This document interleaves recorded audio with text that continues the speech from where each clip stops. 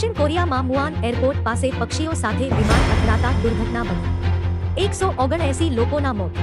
બિહારમાં વિદ્યાર્થીઓ દ્વારા ભ્રષ્ટાચાર અને પેપર લીકના મુદ્દે ઉગ્ર વિરોધ પ્રદર્શન. દિલ્હીમાં કેજરીવાલથી મળવા દિલ્હીના ઓલ ઇન્ડિયા ઇમામ એસોસિએશનના લોકો પહોંચ્યા. છેલ્લા 17 મહિનાથી પગાર ના મળ્યા હોવાનો મુદ્દો.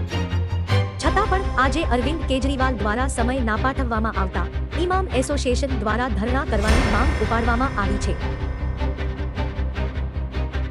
સમાજવાદી પાર્ટીના નેતાઓની ટીમ પિંકી યાદવ, ઇકબાલ મહમૂદ અને કમાલ અખ્તર સમેત આજે યુપીના સંભલના પીડિતોને મળવા પહોંચ્યા. સમાજવાદી પાર્ટીના નેતા અખિલેશ યાદવ દ્વારા સંભલના પીડિતોને 5 લાખ રૂપિયાની સહાયની ઘોષણા કરવામાં આવી. ઇઝરાયેલના પ્રધાનમંત્રી નેતન્યાહુને હોસ્પિટલમાં ભરતી કરવામાં આવ્યું. પ્રધાનમંત્રી નેતન્યાહુની પ્રોસ્ટેટની સર્જરી કરવામાં આવી છે. અજમેરમાં ખ્વાજા ગરીબ નવાઝના ઉર્સની તૈયારીમાં ગુજરાતના 50 કારીગરોની ટીમ અજમેર પહોંચી.